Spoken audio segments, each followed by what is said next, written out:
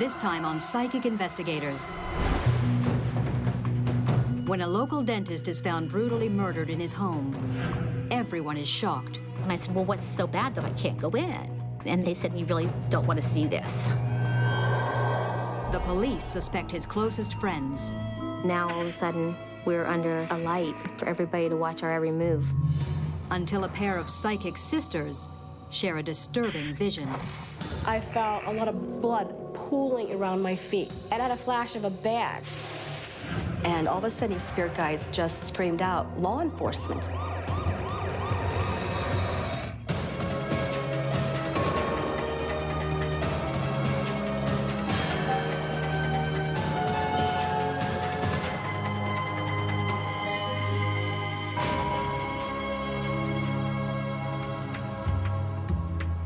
Blairsville, Pennsylvania, an hour's drive from Pittsburgh.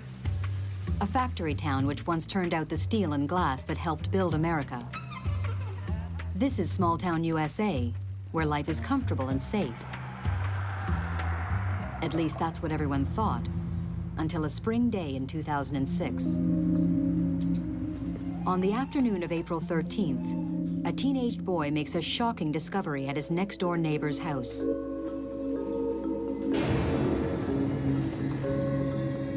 He was so upset, and I'm like, what is wrong?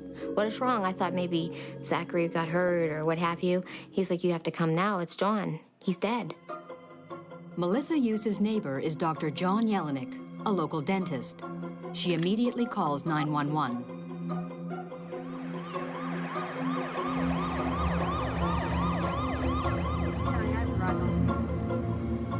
When I walked up to the door, I saw there was blood on the outside of the door and the window.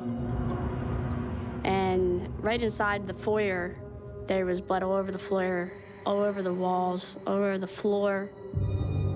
In the living room, Leidick discovers a man's body, lying in a pool of blood, his throat slashed from ear to ear. Immediately, I knew that it had to be a homicide. No one could have done that to themselves. Corporal Janelle Leidick has been with the Blairsville police for 6 years, but this is her first homicide. It just looked like there was a violent struggle and there's just blood that went everywhere. She immediately calls in the Pittsburgh FBI to help collect forensic evidence. Throughout the house, the killer has left a trail of blood. There were footprints going out through the living room, through the dining room, out the back door.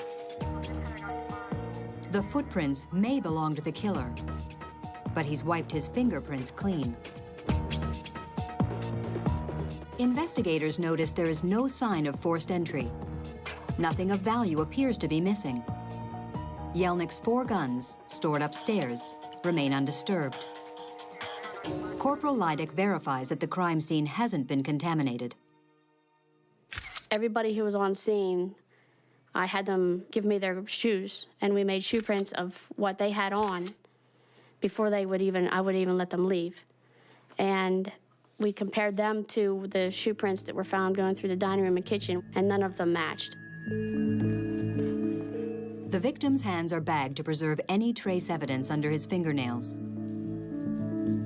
As the crime scene is photographed, the police conduct an exhaustive search of the victim's house and neighborhood in hopes of turning up more clues. We sealed off the area as far as you could see or hear. And I had officers walk up and down roads, look in the areas of like the grassy areas, the bushes everywhere, to see if we could find any kind of murder weapon. We searched the entire house, and we just were unable to find any type of murder weapon. Outside, Blairsville is in a state of shock.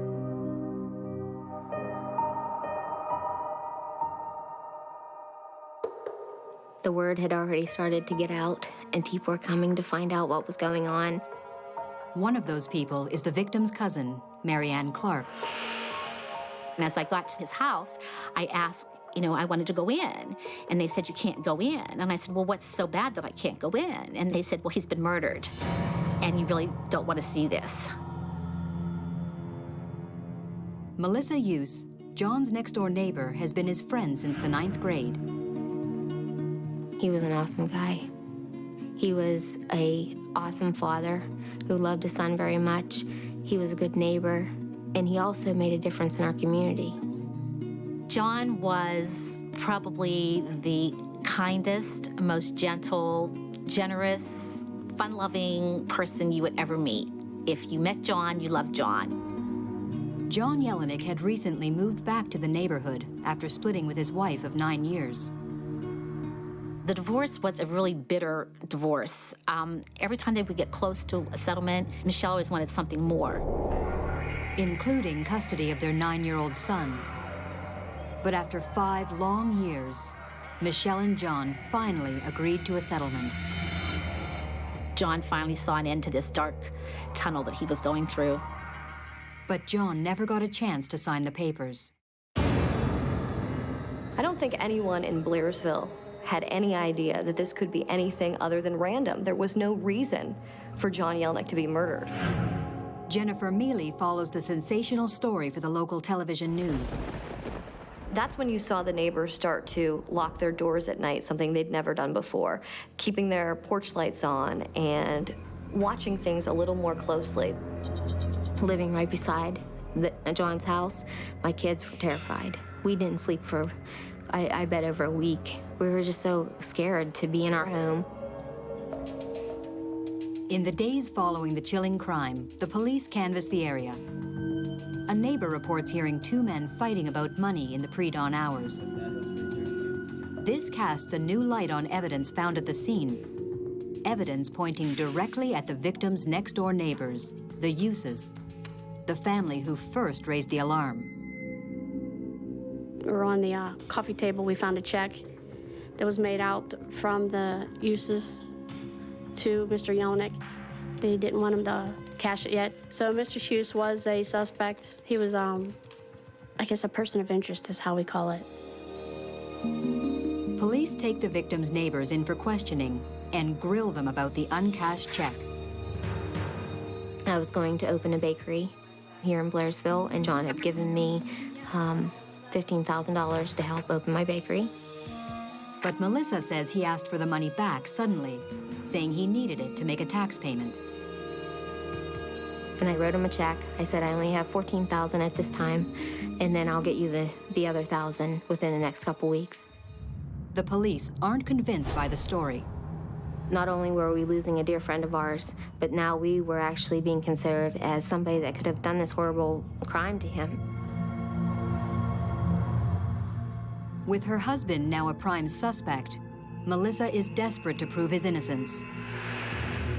A month after the murder, she visits 2 psychic sisters in search of answers. Hosts of a regular psychic tea party, Suzanne and Jean Vincent claim to be guided by the spirits of the dead. My psychic insights come to me in a variety of different ways. I start seeing flashes of light. I start seeing scenery and images. I might hear or taste something that would all be symbolic to what is this person all about, or what is the situation all about. And I also have a spirit guide who accompanies me during a psychic session. I see a picture of him that kind of emerges, kind of like a negative, and he gives me these images and these visions of the people that I'm trying to communicate with on the other side. Melissa tells the psychic pair nothing about the murder. And the first thing my spirit guide said to me was there was a grief cloud all around this lady. I just said, oh my goodness, your boys found a body? And she had said, yes, they did. The energy around her was saying that someone might even suspect her husband of doing this gruesome crime, of killing this neighbor. I was just simply amazed on what they could see that was going on with our family. The psychics have seen the murder of John Yelenic, but can they find his killer? Melissa just kind of casually said, well, who do you think killed my neighbor? And all of a sudden, immediately, the spirit guides just screamed out, law enforcement.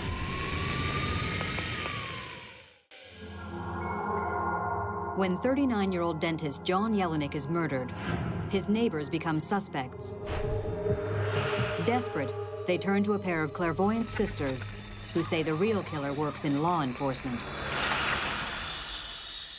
I called Suzanne and Jean and asked them if they would be interested in coming to Blairsville to do a reading over in John's house.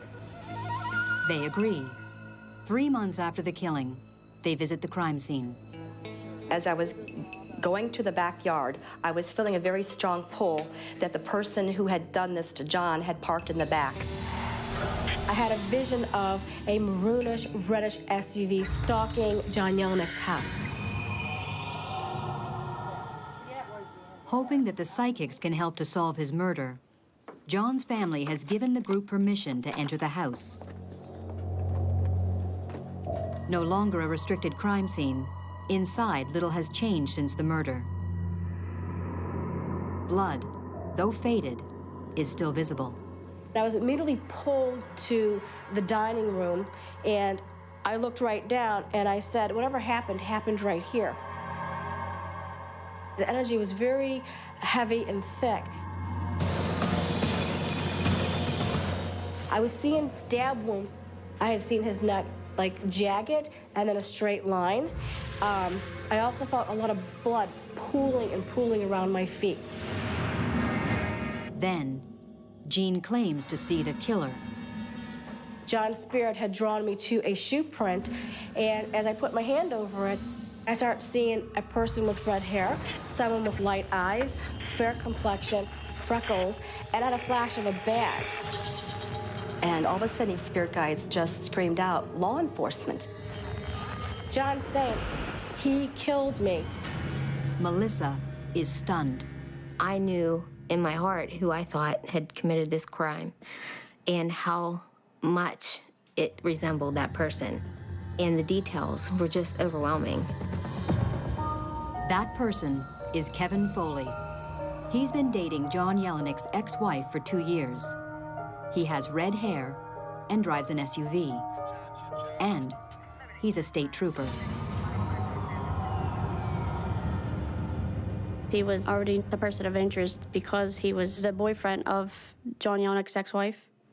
But the fact that he was a trooper made it difficult to believe that even somebody would do that. But it also made me think that he wouldn't have messed up and he wouldn't have left footprints. But once I got the psychic's information, we wanted to look into it a little bit more. Police discover that there had been bad blood between John Yelenic and Kevin Foley. John Yelenic had frequent arguments with his ex-wife, Michelle. So John Yelenic and Kevin would have words, even to the point where the police were called. The trouble is, Foley is a fellow officer, and they have to tread carefully. And their hands are tied while they await results of the blood and the DNA evidence. That was taking the longest. It was like excruciating for not only the public, but for us. In the meantime, analysis of the bloody shoe print has eliminated one suspect. Tom Hughes wears a shoe a full 3 sizes larger than the killer's. It was a relief to know that Tom was cleared of being a suspect at that point. Her family name cleared, Melissa wants police to meet with the psychics. I was very skeptical of psychics, but I said I would go. I said I would, go down to the house and keep it in the back of my mind that maybe it would work, maybe it would help. 4 months after the death of John Yelenic, the Vincent sisters meet the Blairsville police at the murdered dentist's home. They gave me information about a reddish-colored SUV. I was taken back. Kevin Foley drives a maroon-colored SUV-type vehicle. As we were walking through the kitchen, John's spirit yelled out and said, "Pay close attention to the footprints." It appeared to me that it was an expensive running shoe, and also I could tell the size. It was like maybe a size 10. There's no way they could have known that. Even if they got a tape measure, there's no way they could have known it because it was faded by then. The psychics offer a prediction. The killer did leave evidence at the crime scene. Evidence they believe will be his downfall. John Yelenic has DNA of the killer underneath his fingernails. And we told the police, you need to pursue this. Would the long-awaited DNA results be the key to the case? Then, a final perplexing revelation. Over the footprint, I had a flash of dog tags. Whoever had these dog tags helped kill John Yelenic. This person has a military background. The psychics have given the police more to look into. But will their clues lead the police to the evidence they need to arrest one of their own? 4 months have passed since the murder of dentist John Yelenic. The police suspect a state trooper as the killer. Their suspicions are confirmed by 2 psychic sisters who offer more clues. The psychics actually gave us things to work on, you know, the dog tags, the military, the SUV, and the footprints.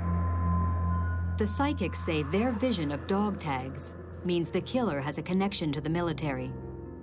I was sort of skeptical about that, thinking that, yeah, they got the car right, they got the possible trooper right, but he wasn't in the military. He didn't have dog tags. We looked into it further, and indeed, he did have a military background. The police ramp up their investigation into the state trooper and make a damning discovery.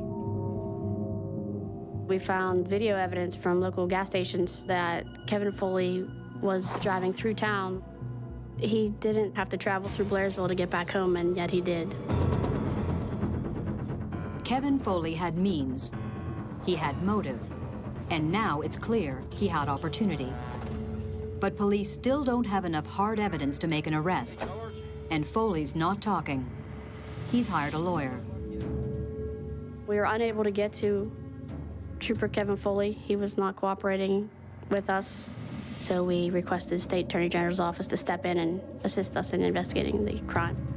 A local police department, like the Blairsville Police Department, does not have the resources or the manpower to investigate a murder for months or years on end. So it became quite apparent that they were going to need help. The concern was, should they call in the state police to investigate this, considering one of their prime suspects was a state police trooper?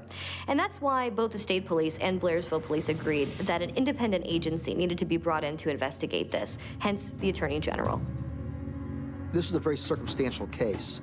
This wasn't a case with a confession or with an eyewitness, so it had to be built piece by piece. Deputy Attorney General Anthony Krastik brings some much-needed muscle to the case. One of the key pieces of evidence in this case certainly were the bloody shoe prints. This was a shoe print made from a Asics Gel Creed or Gel Creed Plus between a size 10 and a 12.5. Only 25,000 pairs were ever sold in America. Krastik learns that Kevin Foley owns a pair. That company had a discount for officers. Kevin Foley was one of their best customers. He bought a lot of things from them, including the exact size and make that could have made those shoe impressions. While there's mounting circumstantial evidence pointing to Kevin Foley, there's still nothing to place him directly at the crime scene. And then the DNA results came back and showed that there was a match to Kevin Foley. Kevin Foley's DNA had been trapped underneath his victim's fingernails, just as the psychics predicted. 17 months after the murder of the Blairsville dentist, the police finally arrest Trooper Kevin Foley. There was shock throughout the community. Half the community didn't want to believe, couldn't believe, that a state trooper could actually commit a murder. The other half had no doubt it was him. This was a 1.5 year long investigation. Clearly, this wasn't going to be simple. This wasn't going to be an easy conviction. The preliminary hearing itself, where the police have to lay out all the evidence they have against a suspect, took hours. We weren't even sure it would get that far. We thought perhaps a judge might throw it out right there, but he didn't. At the trial, prosecutors argue that Kevin Foley had ample motive. The jurors found out that Dr. John Yelenic's divorce was just 1 day away from being finalized. If that happened, Foley's live-in girlfriend, Yelenic's estranged wife, would lose $2,500 a month in support. And Foley had another motive. He had it in his mind that John Yelenic was a bad man, a child molester. During Yelenic's bitter divorce, his estranged wife made accusations. She even took John to court. Although he was cleared of all charges, Foley never stopped believing John was a monster. Kevin Foley made no secret of his ill will towards John Yelenic. He just would tell anybody that John Yelenic was evil, should be killed, even asked one trooper to help him kill him. The prosecution paints the jury a vivid picture of the events of April 13th.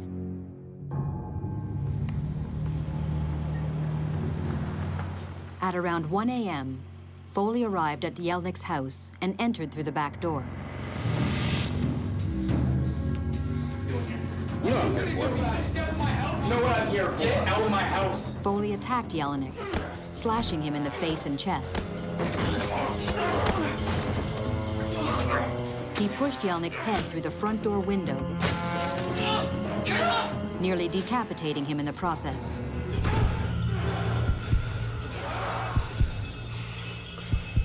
The pathologist testifies it took up to 9 minutes for John Yelenic to bleed to death.